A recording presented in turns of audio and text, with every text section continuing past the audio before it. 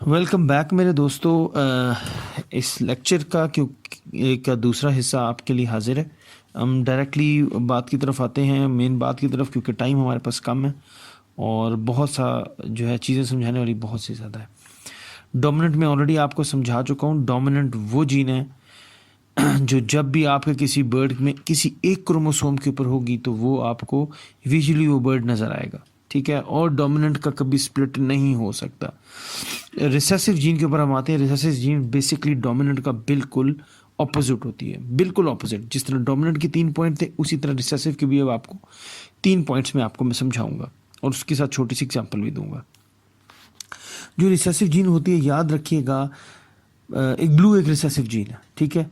Blue recessive gene, कोई भी bird उस वक्त तक ब्लू रिसेसिव जीन विजुअली आपको नहीं दिखाएगा जब तक वो रिसेसिव जीन उसके दोनों क्रोमोसोम्स के ऊपर मौजूद ना हो। कहने का मतलब ये, अगर एक फीमेल है एक्स और वाई वाली, अगर उसके एक्स के ऊपर ब्लू जीन मौजूद है और वाई के ऊपर मौजूद नहीं है तो वो बर्ड आपको कभी ब्लू जीन नहीं दिखाएगा, शो नहीं करेगा, ब्लू म्यूटेशन नहीं दिखाएगा, वो ग्रीन बर्ड ही शो करेगा। अगर वाई के ऊपर मौजूद है और एक्स के ऊपर मौजूद नहीं है तो भी वो आपको विजुअली नहीं दिखाएगा। इस सूरत में वो स्प्लिट हो जाएगा, ठीक है। और जब तक एक्स और वाई, या in case of male x और एक्स दोनों के ऊपर आपकी वो रिसेसिव जीन, या इस केस में ब्लू रिसेसिव जीन मौजूद नहीं होगी, वो बर्ड कभी भी विजुअल नहीं हो सकता। दूसरा पॉइंट इसमें इसी से फर्दर निकलता है कि जो बर्ड है, अगर याद रखें, इसमें दो छोटी छोटी सी बातें हैं जो आपको अपने ज़हन में रखनी है। जब भी एक क्रोमोसोम के ऊपर आपकी वो रिसेसिव जीन की म्यूटेशन आएगी, या फॉर एग्जांपल इस केस में ब्लू रिसेसिव जीन की आ जाएगी, तो वो बर्ड स्प्लिट हो जाएगा ब्लू रिसेसिव जीन का, या कोई भी रिसेसिव जीन है उसका। और अगर वही बर्ड एक्स और वाई या दोनों क्रोमोसोम्स के ऊपर लेके चल रहा है एक ही जीन, ब्लू और ब्लू, तो वो बर्ड आपका विजुअली उस म्यूटेशन को आपको दिखा देगा, इस केस में अगर ब्लू म्यूटेशन है तो। और इसमें तीसरा पॉइंट क्या है, याद रखिएगा, जब भी आपने पेरेंट्स को पेयर अप करना है, ठीक है, किसी भी रिसेसिव जीन के केस में, तो दोनों पेरेंट्स के अंदर वो रिसेसिव जीन होनी चाहिए, सो दैट आपके जो बच्चे हैं उनमें विजुअली वो रिसेसिव जीन आप देख सकें। मतलब आप उस वक्त तक विजुअली ब्लू बच्चे, एग्जांपल दे रहा हूँ, ब्लू बच्चे विजुअली आपको नहीं मिलेंगे जब तक दोनों पेरेंट्स के अंदर ब्लू जीन मौजूद ना हो, ठीक है जी। कहने का मतलब, मैं मज़ीद, मुझे पता है थोड़ा सा मुश्किल हो रहा है, मगर इसको मज़ीद मैं एलैबोरेट इस तरह से करूँगा कि अगर आप 2 पेरेंट्स लगाते हैं, आप ब्लू बच्चा लेना चाहते हैं, ठीक है, और आपके पास एक ग्रीन बर्ड है और एक ब्लू बर्ड है, आप उनको आपस में लगाते हैं तो आपको कभी ब्लू बच्चा नहीं मिलेगा, आपको हमेशा ग्रीन बच्चा ही मिलेगा। स्प्लिट वो ब्लू वो साथ कैरी करेंगे सारे बच्चे। हाँ, अगर आप ग्रीन स्प्लिट ब्लू और उसके साथ आप ब्लू लगा देते हैं तो अब आपको चांसेस हैं कि आपको ब्लू बच्चे बीच में मिल जाएंगे। या अगर आप ग्रीन स्प्लिट ब्लू और ग्रीन स्प्लिट ब्लू लगा रहे हैं तो इसमें भी आपको ब्लू बच्चे मिलने के चांसेस होंगे। ये आगे इंशाल्लाह एग्जांपल से आपको मैं मज़ीद क्लियर कर दूंगा कि ये किस तरह से चांसेस बढ़ जाते हैं। मुझे पता है आप लोग थोड़े से कंफ्यूज हो रहे होंगे, मगर इंशाल्लाह अभी जो मैं आपको एग्जांपल ये देने लगा हूँ इसमें आपको चीज़ काफ़ी हद तक क्लियर हो जाएगी। हम ग्रीन स्प्लिट ब्लू की पहली एग्जांपल एक देख चुके हैं, उधर से ही मैंने ये एक एग्जांपल उठा ली। अब आपके पास मैंने 2 बर्ड्स लगा दी हैं, ठीक है। इनकी हम पेयरिंग चेक करेंगे कि क्या होती है। ये मेल है जो लेफ्ट साइड पे ग्रीन स्प्लिट ब्लू है, और जो फीमेल है वो भी ग्रीन स्प्लिट ब्लू है। अब हम देखते हैं कि ये इनमें से हम बच्चे क्या हमारे पास आएंगे, ये रिज़ल्ट इसमें से हम क्या ले सकते। तो ये मेल का एक्स फीमेल के एक्स से मिला। यहाँ पे आपको, मुझे उम्मीद है आपको क्रोमोसोम्स की काफ़ी समझ आ चुकी है। तो एक्स और एक्स मिला तो आपको दोनों एक्स अपने साथ ग्रीन म्यूटेशन उठा के ले आए, तो ये ग्रीन और ग्रीन का आपको ये पहला मेल मिल गया। अब ये इसका आ गया दूसरा क्रॉस। दूसरे क्रॉस में जो मेल का दूसरा वाला एक्स था वो फीमेल की एक्स के साथ मिला। और फीमेल तो अपने साथ एक्स में ग्रीन था, वो ग्रीन लेके आई, मगर मेल का जो दूसरा एक्स था उसमें ब्लू था, वो अपने साथ ब्लू लेके आ गया। तो इस तरह में एक और मेल मिल गया जिसमें अब 2 कलर्स आ गए, ग्रीन आ गया और साथ ब्लू आ गया। अब इसमें आपको पता है कि ब्लू एक रिसेसिव जीन हो गई है, ग्रीन अब डोमिनेंट जीन होगी, तो ये ब्लड देखने में बर्ड ग्रीन होगा मगर ये स्प्लिट होगा ब्लू का। अब इसका तीसरा कॉम्बिनेशन देखते हैं। इसके तीसरे कॉम्बिनेशन में मेल का जो पहले वाला क्रोमोसोम था जिसमें ग्रीन क्रोमोसोम म्यूटेशन कैरी कर रहा था, वो क्रोमोसोम जाके फीमेल की वाई क्रोमोसोम के साथ लग गया और फीमेल की वाई क्रोमोसोम ब्लू कैरी कर रही थी। इस तरह से आपको एक और बर्ड मिल गया, चिक मिल गया, जिसमें मेल से एक्स आ गया, फीमेल से वाई आ गया, एक्स और वाई हो गया, मतलब एक फीमेल हो गई। और ग्रीन और ब्लू दो कलर्स भी आ गए। तो अब ग्रीन चूंकि डोमिनेंट है तो ग्रीन नज़र आएगा, ब्लू रिसेसिव है तो ब्लू नज़र नहीं आएगा, मगर बर्ड आपका कैरी करेगा। और इसके आखिरी कॉम्बिनेशन में आपका मेल वाला जो ब्लू है, मतलब मेल वाला जो दूसरा वाला एक्स है जो ब्लू कैरी कर रहा था जीन, वो मिल जाएगा फीमेल की वाई के साथ। ठीक है जी। और वो फीमेल की जब वाई के साथ मिलेगा तो वो दोनों ब्लू जीन लेके आ जाएंगे, अब देख सकते हैं। और इस तरह आपको एक और फीमेल मिल जाएगी जो कि ब्लू और ब्लू उठा के ले आएगी। जब दोनों में ब्लू हो जाएगी तो ये जो फीमेल है, ये फीमेल अब आपकी विजुअली ब्लू होगी। इनमें से कोई बर्ड सिवाय इस फीमेल के कोई बर्ड भी विजुअली ब्लू नहीं होगा, सिवाय इस आखिरी वाले पेयरिंग के जिसमें दोनों क्रोमोसोम्स के ऊपर ब्लू आ गया। और जनाब हमें एज अ रिज़ल्ट जो बर्ड मिलेंगे, हमें आप देख सकते हैं, मैंने लिख भी दिया है कि 25% हमें ग्रीन बर्ड्स मिल जाएंगे, 50% हमें बर्ड्स जो मिलेंगे वो ग्रीन स्प्लिट ब्लू होंगे, और 25% जो हमारे पास बर्ड्स होंगे वो हमारे पास सिंपल ब्लू फिशरीज होंगी। तो इस तरह से आपके पास दो ग्रीन बर्ड्स में से एक विजुअल ब्लू फिशरी निकल आएगी, बात कर रहा हूँ मतलब 25% चांसेस हैं आपके पास। इसके बाद आपको इसी को समझाने के लिए, रिसेसिव को समझाने के लिए, मैंने एक आप लोगों की बड़ी फेवरेट निकाली एग्जांपल जो कि इनोजीन है। ठीक है, ब्लू का क्रॉस हमने निकाला है, ब्लू स्प्लिट इनो का हमने क्रॉस निकाला है अल्बाइनो, रेड आई अल्बाइनो के साथ। कि हम देखते हैं कि अगर हम एक मेल, ये जैसे आपके सामने है लेफ्ट पे एक मेल है कि ब्लू स्प्लिट इनो है, उसको हम क्रॉस करें एक फीमेल के साथ जो कि अल्बाइनो है। अब सिंस वो अल्बाइनो है, अल्बाइनो का मतलब इनो, मतलब अब वो विजुअली ये है, कहने को तो ब्लू बर्ड है जो फीमेल है, मगर ये पूरे का पूरा बर्ड चूंकि इसका वाइट हो गया, मैंने आपको बताया था, तो इनोजीन की वजह से हो गया। अब जो इनोजीन है वो जब तक दोनों के ऊपर रिसेसिव है ना जी, तो रिसेसिव क्या करता है, जब तक उस वक्त तक विजुअल आपको नहीं होगी इनोजीन, जब तक इसके दोनों क्रोमोसोम के ऊपर इनो नहीं होगा। तो अब ये एक विजुअली इनो बर्ड है, ठीक है जी, ब्लू इनो बर्ड। और जो दूसरा है वो इसलिए वाइट नहीं हुआ क्योंकि उसके ऊपर सिर्फ एक क्रोमोसोम के ऊपर है, वो कैरी तो कर रहा है मगर आपको नजर नहीं आ रहा। अब इसके देखिए पहले कॉम्बिनेशन में जो मेल था उसका एक्स था और फीमेल का भी एक्स था, ये दोनों मिल गए और एक आपको मेल बर्ड मिल गया। नीचे देख लें आप, जो मेल का एक्स था वो अपने उसमें इनो था ही नहीं, वो लेके नहीं आया जो पहले वाला एक्स है, और फीमेल अपने साथ इनो उठा के ले आई। तो बेसिकली ये क्या बर्ड निकला, ये बिल्कुल अपने बाप की तरह का एक बर्ड है जो कि एक मेल है और स्प्लिट इनो है, ब्लू स्प्लिट इनो है। इसके दूसरे कॉम्बिनेशन में मेल का एक्स फीमेल के एक्स के साथ मिल गया, दूसरा वाला जो मेल का दूसरा वाला एक्स था फीमेल के एक्स के साथ मिल गया। तो अब जो मेल का दूसरा वाला एक्स था उसके ऊपर तो इनोजीन थी, और जो फीमेल थी उसका जो एक्स था उसके ऊपर तो इनोजीन है ही है, दोनों के ऊपर इनोजीन है। तो अभी आपको एक मेल बर्ड मिला जिसके दोनों के दोनों जो क्रोमोसोम्स है उनके पास इनोजीन है। तो मतलब क्या हुआ कि ये भी एक ब्लू अल्बाइनो बर्ड होगा, ठीक है जी, जिसकी जो कि एक मेल होगा। इसके तीसरे कॉम्बिनेशन देखें जी, इसके तीसरे कॉम्बिनेशन में फिर जो मेल का जो पहले वाला एक्स था जिसके ऊपर इनोजीन नहीं है वो फीमेल की वाई के जीन के साथ मिला, तो एक फीमेल बन गई एक्स और वाई वाली, मगर ये भी एक basically split of blue split इनो ही है। ये भी विजुअली इनोजीन आपको नहीं दिखाएगा, विजुअली वाइट नहीं होगा बर्ड, ना इसकी आंखें लाल होंगी, ये एक ब्लू बर्ड ही होगा, मगर इसकी जीन में ये इनो कैरी कर रहा होगा एक क्रोमोसोम के ऊपर।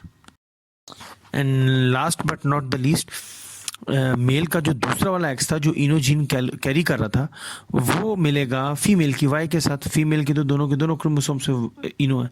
तो अब ये दोबारा आपको एक्स और वाई की सूरत में एक और फीमेल मिल जाएगी जो कि दोनों अपने क्रोमोसोम्स के ऊपर इनो कैरी कर रही है। देयरफॉर ये बर्ड आपका विजुअली अल्बाइनो होगा, ब्लू इनो होगा, NSL इनो। और इस तरह से हमारे पास ये रिजल्ट्स जो क्या बने, हमारे पास 50% जो मेल्स होंगे वो हमारे पास ब्लू स्प्लिट इनो होंगे, 50% फीमेल्स हमारे पास अल्बाइनो मेल्स हमारे पास अल्बाइनो होंगे। इसी तरह फीमेल भी हमारे पास जो है 50% ब्लू स्प्लिट इनो होगी और 50% हमारे पास ब्लू एनएसएलिनो या अल्बाइनो रेड आई वाले जिनको आप कहते हैं, बड़ा खूबसूरत बर्ड होता है, ये वो होगा। तो ये तो कहानी हो गई ऑटोसोमल रिसेसिव की। आई होप यहां तक आपको रिसेसिव और डोमिनेंट क्लियर हो गया। अच्छा, अब हम बात करेंगे जनाब इनकम्प्लीट डोमिनेंट की। ठीक है जी, हम डोमिनेंट और रिसेसिव पढ़ चुके हैं, अभी हम इनकम्प्लीट डोमिनेंट की बात करते हैं। इनकम्प्लीट डोमिनेंट डोमिनेंट से मिलता जुलता है। हमने आपको याद होगा बताया था कि जो डोमिनेंट जीन होती है ये अगर दोनों क्रोमोसोम्स में से किसी एक पे अगर पाई जाए तो आपको वो बर्ड जो है ना शो कर देता है कि उसके अंदर वो म्यूटेशन या वो जीन मौजूद है। बिल्कुल इसी तरह इनकम्प्लीट डोमिनेंट में भी अगर दोनों क्रोमोसोम्स में से किसी एक क्रोमोसोम के ऊपर अगर वो जीन मौजूद है तो वो देखने में वो चीज़ आपको वो नज़र आ जाएगी, वो म्यूटेशन आपको वो बर्ड शो कर देगा। इसमें दूसरा पॉइंट ये भी है कि जब भी अगर दोनों पेरेंट्स में से अगर किसी एक पेरेंट के अंदर भी इनकम्प्लीट डोमिनेंट जीन है, बिल्कुल डोमिनेंट जीन की तरह, अगर किसी एक पेरेंट के अंदर भी इनकम्प्लीट डोमिनेंट जीन है तो आपके बच्चों के अंदर वो मतलब 50% बच्चों में वो इनकम्प्लीट डोमिनेंट जीन आपके नज़र आ जाती है। और बिल्कुल डोमिनेंट की तरह इनकम्प्लीट डोमिनेंट म्यूटेशन जो है वो भी उसका भी कभी स्प्लिट नहीं होता। क्यों स्प्लिट नहीं होता ये अब तक आपको समझ आ जाना चाहिए, क्योंकि देखिए स्प्लिट उस बर्ड का होगा जो क्रोमोसोम्स किसी एक क्रोमोसोम के ऊपर हो और वो नज़र ना आ रहा हो। इसमें क्या होता है, इसमें तो अगर एक क्रोमोसोम के ऊपर भी है तो विजुअली वो बर्ड आपको दिखा देगा कि उसके अंदर वो म्यूटेशन मौजूद है। तो इसका स्प्लिट इनकम्प्लीट डोमिनेंट का भी स्प्लिट पाया नहीं जाता। इसमें थोड़ी सी एक कॉम्प्लिकेशन होती है जो डोमिनेंट से इसको फ़र्क कर देती है। याद रखें जब भी इनकम्प्लीट डोमिनेंट जीन किसी एक बर्ड के किसी एक क्रोमोसोम पे मौजूद हो तो वो सिंगल फैक्टर हो जाता है। जैसे हम कहते हैं सिंगल फैक्टर यूविंग है जी, सिंगल फैक्टर है जी, सिंगल फैक्टर है डबल का, डार्क फैक्टर का सिंगल फैक्टर है। ठीक है जी, बिल्कुल इसी तरह अगर जो इनकम्प्लीट म्यूटेशन है वो दोनों क्रोमोसोम पे एक बर्ड के दोनों क्रोमोसोम पे मौजूद हो तो हम कहते हैं जी डबल फैक्टर है। भी डबल फैक्टर यूविंग है, डबल फैक्टर वॉयलेट है, डबल डार्क फैक्टर है। ठीक है जी, तो मगर फिर आपको फ़र्क का क्या है, सिंगल फैक्टर डबल फैक्टर का फ़र्क क्या है? ये जी विजुअली ये एक दूसरे से फ़र्क होगा। ठीक है, फॉर एग्जाम्पल जैसे एक डार्क फैक्टर है, ये एक इनकम्प्लीट डोमिनेंट जीन है जो डार्क फैक्टर है। तो उसमें क्या होता है कि जो आपका सिंगल फैक्टर जो ब्लू बर्ड है अगर उसमें सिंगल फैक्टर डार्क आ जाए तो वो आपको कोबाल्ट की तरह का नज़र आता है, डार्क ब्लू सा होता है। मगर वही अगर जो डार्क जीन है वो उसके दोनों क्रोमोसोम पे आ जाए, मतलब डबल फैक्टर हो जाए, तो बर्ड बिल्कुल ही काला काला सा आपको नजर आना चाहिए, ब्लैकिश सा हो जाता है जिसको आप मऊव भी कहते हैं। ठीक है, तो फिशरी में ये बहुत अच्छी एग्जांपल है, आगे आएगी उसके ऊपर मैं आपको समझाऊंगा इनकम्प्लीट डोमिनेंट कैसे काम कर रही है। अब मैं आपको एग्जाम्पल से समझाता हूँ कि इनकम्प्लीट डोमिनेंट कैसे काम करता है। आप देख सकते हैं कि आपके लेफ्ट पे एक मेल बर्ड है एक्स वाला जिसके ऊपर दो डार्क फैक्टर्स हैं जिसमें मैंने लिख लिया डार्क और डार्क। ठीक है जी, इसमें दोनों क्रोमोसोम्स आपके कैरी कर रहे हैं डार्क फैक्टर को। इसका हम क्रॉस कर रहे हैं एक फीमेल के साथ एक्स और वाई जो कि बिल्कुल एक ब्लू बर्ड है जिसके अंदर कोई डार्क फैक्टर नहीं है। तो अब हम देखते हैं, जैसे हम कहते हैं कि जी इनकम्प्लीट डोमिनेंट है वो बच्चों में नज़र आ जाना चाहिए, हम देखते हैं कि वो बच्चों में कैसे नज़र आता है। अब ये देखें जी, इसके 4 हमने कॉम्बिनेशन बनाए हैं। हर कॉम्बिनेशन आप देखें बिल्कुल उसी तरह से जिस तरह पहले कॉम्बिनेशन चलते आ रहे हैं, हमने आपको पहले क्रॉसेस करके दिखाए हैं। इसके 4 कॉम्बिनेशन बने। हर कॉम्बिनेशन में मेल का एक क्रोमोसोम फीमेल के दूसरे क्रोमोसोम के साथ मिलकर उसने एक बच्चा बना दिया। अब आप इसका रिजल्ट देखें, हर जितने 4 आपके बच्चे जो 4 आपके जो आ रहे हैं ऑफस्प्रिंग्स आ रहे हैं, सब के अंदर एक एक डार्क फैक्टर है और एक एक जो आपका जीन है वो खाली रह गया। आपके दोनों मेल्स में भी इसी तरह हो गया, आपकी दोनों फीमेल्स में भी इसी तरह हो गया। एक एक क्रोमोसोम के ऊपर बिल्कुल डोमिनेंट की तरह एक एक के ऊपर नज़र आ रहा है डार्क फैक्टर और दूसरे के ऊपर नहीं है डार्क फैक्टर। क्यों? क्योंकि आपकी जो फीमेल है उसके ऊपर डार्क फैक्टर नहीं था। तो जब आपने इन दोनों को आपस में क्रॉस कराया तो जो तो डार्क फैक्टर मेल से लेके आ रहा था क्रोमोसोम वो ले आया, मगर फीमेल से वो डार्क फैक्टर नहीं लेके आया। तो एज अ रिजल्ट आपको इस तरह से ये रिजल्ट मिल गया।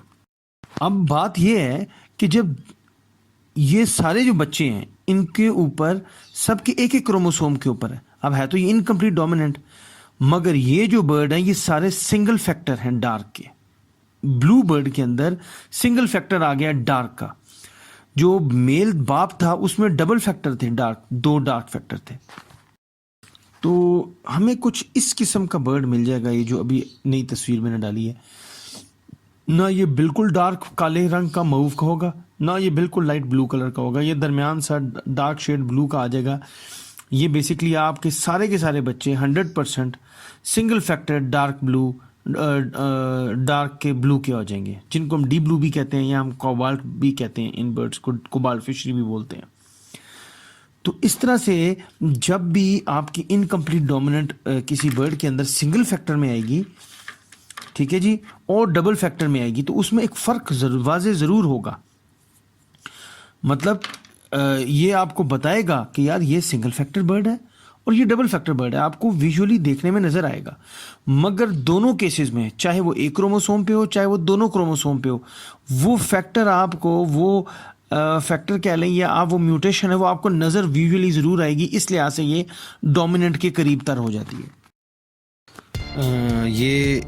सॉरी, ये थोड़ा सा ये भी वीडियो थोड़ी सी लंबी हो गई, मगर चलें एटलीस्ट आपको मैंने 3 बेसिक जो मोड ऑफ इनहेरिटेंस है वो तीनों समझा दी हैं सो फार।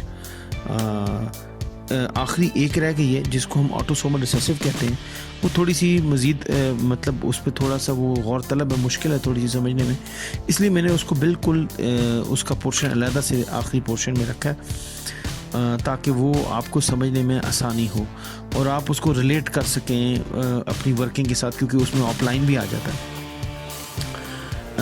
इसलिए मैं और ये ऑलरेडी ये वीडियो भी काफ़ी लंबी हो चुकी है, 16.5 मिनट से ऊपर हो चुकी है, तो इस वजह से मेरी तीसरी वीडियो और वो जल्द ही लगाऊंगा, मैं इसके साथ साथ ही लगा दूंगा, का वेट कीजिए। और मुझे उम्मीद है कि आप लोगों को ये लंबी वीडियोस हैं, मगर उम्मीद करता हूँ कि आप लोगों को ये वीडियोस पसंद आएंगी और आप लोग इससे फ्यूचर की गाइडेंस हासिल करेंगे। Thank you.